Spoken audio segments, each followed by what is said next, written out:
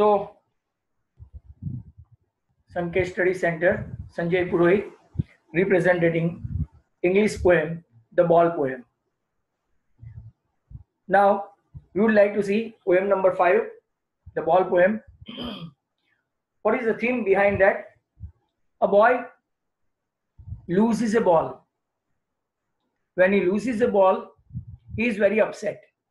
He is in sadness. A ball does not cost much. It may be of 2 rupees, 5 rupees, 10 rupees. Nor is it difficult to buy another ball.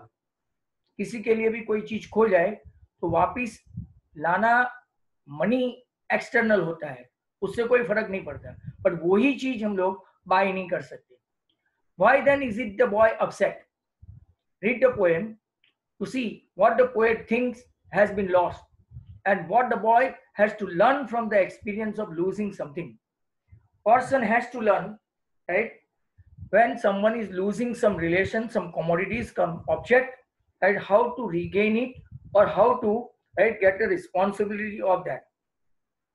First of all, I would like to, right, give a summary of this poem. Now, John Berryman, you can see downward, right? John Berryman is the poet of this poem, The Ball Poem. He has in his poem, The Ball Poem, he represented us about a little boy who had in his childhood experienced the feeling of loss. When his boy rolls away from him and falls into the water of the sea at the harbor. जब उसका ball, right, गबर के हम लोग बोल सकते हैं, role away होके, right, किसी हार्बर या तो पोर्ट पे चला जाए, तो he had lost it completely. He cannot gain it. The boy sees his ball disappear. It was the first thing that he really loved and very lovable, right, toy. And in the childhood you must have observed, अगर आप किसी कोने में आपका toy पड़ा है, आप बिल्कुल भी नहीं खेलते हैं, राइट, बट अगर बाहर का बच्चा कोई आके उसको खेलने लगे तो छोटा बच्चा बोलेगा नहीं, it's mine, I will not allow you to play. ऐसा पोजेशन और ओनरशिप हो जाता है. So with the sense of loss he experiences grief, sadness, right. To people the loss of a ball is a minor problem. अगर कोई भी छोटी सी चीज खो जाए तो हम लोग बोलते हैं ओके बेटा, डोंट क्राई, मैं आपके लिए दूसरा लाऊंगा. So it is a very minor और nominal problem, but any other ball cannot replace what love the boy had for this belonging. और उसको तो वही चाहिए, वही चीज अगर हम लोग लाना चाहे तो it is quite improbable to buy it. The poet wants people to let the boy learn. वो ऐसा उसको जिंदगी में सीखना है, how to handle his own loss. उसने जो अपना, राइट, जो लॉस किया है, उसने जो अपनी चीज, इंपॉर्टेंट चीज गवा दी है, वही सीखना है, right, how to bear a loss. Money is not important as it cannot bring back the same thing that the boy loved. अगर वही चीज मनी वापिस लौटा दे तो बहुत बड़ी बात है, but the same thing cannot be, right, replaced. In the poem, the ball represents the childhood of the boy and his love-filled innocent days. The loss of the ball is the loss of the childhood.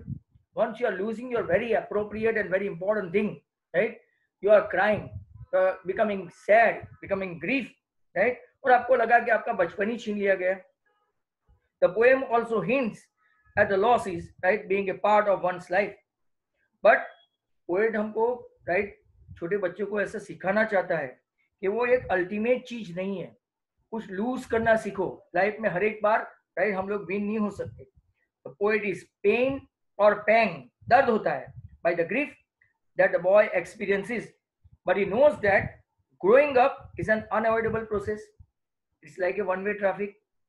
Aging is a irreversible process, right? And thus how poet is pained by the grief that the boy experiences, but he knows that growing up is an unavoidable process, right? And it is necessary to learn to be strong, to be responsible, and to go on with one's life, no matter how much hurt the, right, losses can be. ये हमारा poem का theme है. हम लोग अभी turn by turn, line by line देखेंगे इसको. What is the boy now who has lost his ball? What is he to do?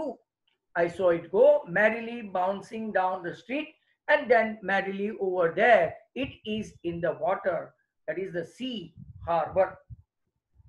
Now merrily means joyfully, cheerfully, right? Grip मतलब के सैडनेस, सॉरो, कुछ hard hard word आप लोग notice करते जाए. What is the boy now who has already lost his ball? What he is to do? I saw it go. Poet ने बोला कि मैंने तो उसको रोल डाउन होते हुए देखा है, और वो भी कैसे, merrily, right, joyously, cheerfully, bouncing, बहुत अच्छा वर्ड है, bouncing, moving up and down very quickly, right, down the street and then merrily, joyously over there it is in the water. उसने तो वहां पे किसी सी या तो पॉट पे जाते हुए देखा, and it is now not you can able to bring. तो फर्स्ट टेंजा हम लोगों ने ऐसा बना दिया. No use to say O there are other balls. हम लोग ऐसा भी नहीं बोल सकते, ले जाओ कुछ नहीं, वो गया तो ठीक है, मैं तुम्हारे लिए दूसरा बॉल लाके देता हूँ. No use to say O there are other balls, an ultimate shaking grip fixes the day boy. No use to say, उसको ऐसा बोल नहीं सकते कि कुछ नहीं, गया तो गया, जाने दो, मैं तुम्हारे लिए दूसरा लाऊंगा. एंड अल्टीमेट मतलब के final, right. Ultimate shaking, shaking मतलब waving, right, shaking, shivering, right, trembling. Grief मतलब सैडनेस, वो बॉय को ऐसे रिजिड बना दिया. Shaking grief fix the boy as he stands rigid. Rigid मतलब के टोटली अनमूविंग, स्टैंड स्टिल, जहां था वैसा ही रह गया. He was trembling, shaking, right, staring down. वो देखता ही रहा कि मेरा बॉल कहाँ गया. He was totally staring. He was shivering, trembling, shaking. All his young days into the harbor where his ball went, I would not intrude on him. Poet क्या बोलता है, उसकी सैडनेस मैं देख रहा था, एंड उसके जो यंग डेज है, right, into the harbour, harbour मतलब के pot, where is ball went, तो उसका बॉल वहां पे चला गया था. I would not intrude on him, मैं उसको राइट बीच में इंट्रूड नहीं करूंगा. I will not interfere, I will not go where one is not able to welcome, right. Intrude, forcefully go into, अच्छा वर्ड है. Now all his young days into the harbor where his ball went, I would not intrude on him. A dime, बहुत अच्छा word है. Dime मतलब एक 10 cent coin. A dime, another ball is worthless. उसको ऐसा बोलता है कि चलो कुछ नहीं, आपने ये बॉल लूज कर दिया, आप दूसरा, ये मैं 10 cent कॉइन देता हूँ, डाइम देता हूँ, तुम दूसरा लेके आओ, पर वो वर्थलेस है, यूजलेस है उसके लिए. उसके लिए दूसरा बॉल मायने नहीं रखता, उसका वो ही लवेबल बॉल उसको चाहिए था. Now he senses first responsibility. अब उसको उसकी रिस्पॉन्सिबिलिटी भी समझ में आती है. When you are losing something, no, तो आपको एक चीज समझ में आती है कि I should take utmost care of that, मुझे ये चीज खोनी नहीं चाहिए. तो एक आपके हाथों में रिस्पॉन्सिबिलिटी आती है. And that's how experience is the best teacher. एक बार उसने खो दिया, दूसरी बार वो केयरफुली इसका यूज करेगा, तो उसमें कौन सी क्वालिटी का डेवलपमेंट हुआ, responsibility. In a world of possession, दूसरी इसकी चीज पोजेशन, ओनरशिप. मैंने आपको आगे बताया कि अगर किसी कोने में टॉय पड़ा है, you would not allowed other to play, वैसा possession, ownership. People will take balls will be lost always little boy. वो पोएट बच्चे को समझा रहा है कैसे बॉल्स, राइट, वो तो खोते रहेंगे, एक दूसरा तीसरा. You have to be careful और you have to bear the losses. And no one buys a ball back. Money is external. Though money is there, but money is external, you cannot buy the same ball which has already gone into the harbor or of the sea. आप उसी ball को वापस नहीं ला सकते, कितने भी पैसे हो. कोई चीज, emotions, feelings, friendship and relation cannot be right bought. He is learning well behind his desperate eyes. वो कुछ ना कुछ नया सीख रहा है. एक तो रिस्पॉन्सिबिलिटी सीखा, एक ओनरशिप सीखा, राइट, मतलब कि शेयरिंग का. Well behind is desperate eyes, the epistemology, बहुत अच्छा वर्ड है. थियरी ऑफ नॉलेज बोलते हैं. एपिस्टेमोलॉजी मतलब theory of knowledge, especially with regard to his method, may be validity and scope. Theory of knowledge and the distinction between justified belief and opinion. इसको absolute theory of knowledge जाना जाता है. इसको synonym के लिए याद रखना, एपिस्टेमोलॉजी. तो theory of knowledge of loss, उसको भी पता चल रहा है, इसकी वैल्यू समझ में आ रही है. How to stand up, right, when you fall down, दूसरी बार आपको you will be taking care of. आपको अगर गिर गए हो तो कैसे खड़े होना, ये सब सिखाता है. Doing what every man must one day know. हर एक आदमी को एक चीज अपनी लाइफ में सीखनी है, और he has to learn how to stand up after falling down by his own without the help of others. And most know many days how to stand up. और बहुत सारे लोग ऐसे गिरते संभलते संभल जाते हैं. How to stand up in the life. बहुत अच्छा poem, the ball poem, John Berryman. अगर आगे की समरी में कुछ थोड़ा नहीं समझ में आया तो दूसरी भी, राइट, मैं आपको बता दूं. This ball poem by John Berryman, very subtle, means very fine and rare to describe about, and beautiful poem about a little boy is growing up. The poet sees this little boy one day when he has just lost a ball. The loss of his ball is teaching him, usko kya sikha rahi hai in his life. We often lose things and they cannot be easily replaced. कोई चीज वापस से मिले नहीं भी मिल सकती है. Such lessons are the part of, right, growing up, and everyone has to learn them at some point of time or the other. कभी ना कभी sooner or later ये चीज सीखनी पड़ेगी कि वो चीज गई तो गई, अभी उसके सहारे, राइट, हम लोग उसको वापस नहीं ला सकते, या तो उसके सहारे जिंदा नहीं रह सकते. How it is painful or a pang for the poet to watch the boy in his sad state.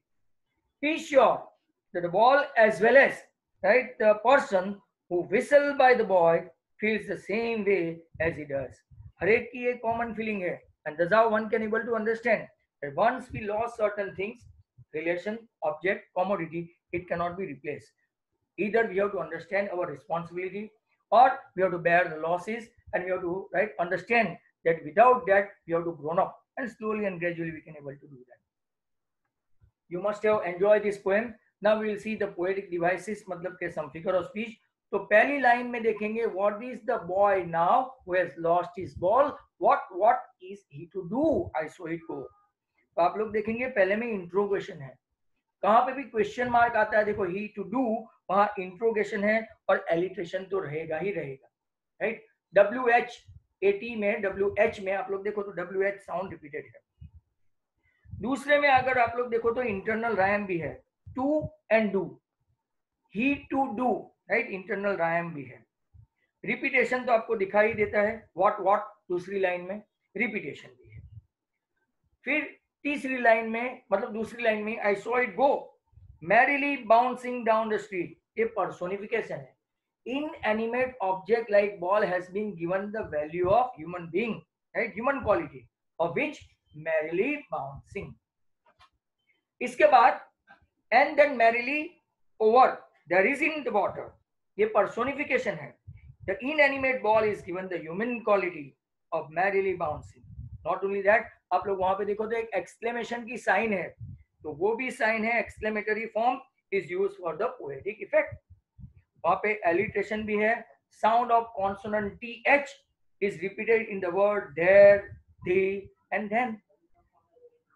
इसके बाद no use to say oh there are other balls, litotes आ गया, no not never जब आता है, और negation is used to convey the positive effect, right, positive meaning that it is useless to say that there are other balls also there, right. So exclamation भी है, an exclamation from the use, right, for poetic effect, right. बहुत अच्छा है ये, अगर आप उसको देखेंगे. No use to say oh there are other balls, litotes, negation जो मैंने आपको एक्सप्लेन किया, used to convey the positive meaning that is useless to say that there are other balls. exclamation की साइन हो तो आपको exclamation लिख ही देने का. Then ultimate shaking grip fixes the boy, बहुत अच्छी लाइन है. It is transfer epithet. पहले मैं आपको epithet का मतलब समझाऊं. Epithet मतलब के adjective. The adjective ultimate shaking has been transferred from the boy to his grip with which he is closely related या तो associated. Transfer epithet मतलब के epithet मतलब adjective. Adjective ultimate shaking has been transferred from the noun boy to his grip, right. इसके बाद देखो अगर आप यहाँ पे देखेंगे तो as he stand rigid trembling staring down, right, तो अगर वो लाइन देखेंगे तो इंटरनल राइम है, ट्रेम्बलिंग स्टेरिंग, अगर आप लोग देखेंगे तो सेम सेंटेंस जैसे लगते हैं, राइमिंग वर्ड है। और alliteration st, right, stands and steering, right, वो रिपीट हो रहा है। All his young days into the harbor where his ball went, transferred epithet है, all his young days, कैसे डेज, तो कि young days, आप ऐसा पूछोगे हिंदी में तो भी आपको ये पता चल जाएगा। The adjective young has been transferred from the boy to his days with which he is affiliated or associated. Repetition तो आपको दिखता ही है, his, और एक मेटाफोर भी है। मेटाफोर मतलब implied comparison, indirect comparison, right, between childhood of the boy and the ball. The point of comparison is that they are lost, both of them lost. एक childhood भी lost हो गया और ball भी lost हो गया। इसके बाद I would not intrude on him, not आया, इसका strong positive convey हो तो ही लिटोर्स लिख सकते हैं, तो लिटोर्स, negation is used to convey the positive meaning. इसके बाद आप लोगों को ए डाइम, यहाँ पे है ना, a dime another ball is worthless, dime another ball is worthless, hyperbole, it is an overstatement, it is an exaggerated statement that another ball has no value, हर एक बॉल की वैल्यू होती है और उसके लिए तो अपने बॉल की वैल्यू थी। Now he sense his first responsibility in a word of possession, वो एपिग्रामेटिक सेंटेंस है, बहुत अच्छा है।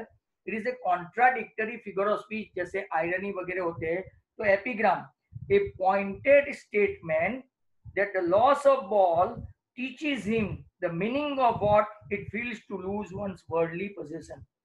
ये चीज मेरी है, वो चीज मेरी है, ऐसा हम लोग करते जाएंगे, राइट, अपने पोजीशन या तो अपनी ओनरशिप, वो हमको सिखाती है कि एक दिन हम लोग को ये सब छोड़ना है।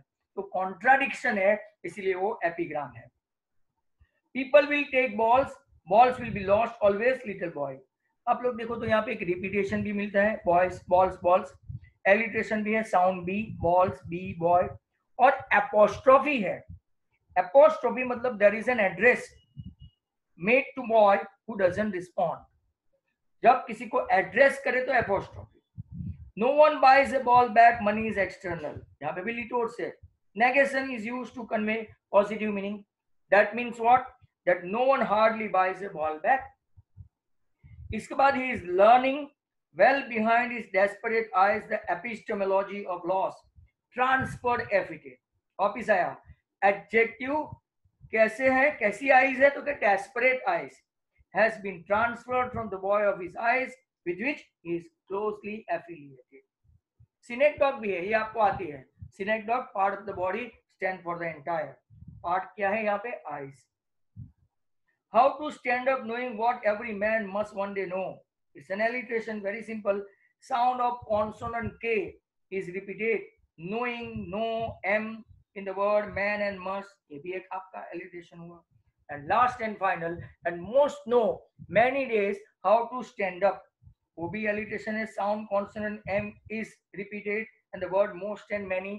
और अगर आप स्टार्टिंग में ऐसा देखेंगे what पहली दूसरी लाइन में, तीसरी चौथी लाइन में मैरिली मैरिली, अगर आप लोग देखें तो ये आपके एनसीईआरटी के सिलेबस में नहीं बट सीबीएसई में होगा, इसको हम लोग बोलते हैं anaphora, right, anaphora. The whole poem is a fantastic poem written by John Berryman. It is a very valuable lesson to our life that one must not afraid to lose, right? And that is the main aspect. That's all. You must have enjoyed this.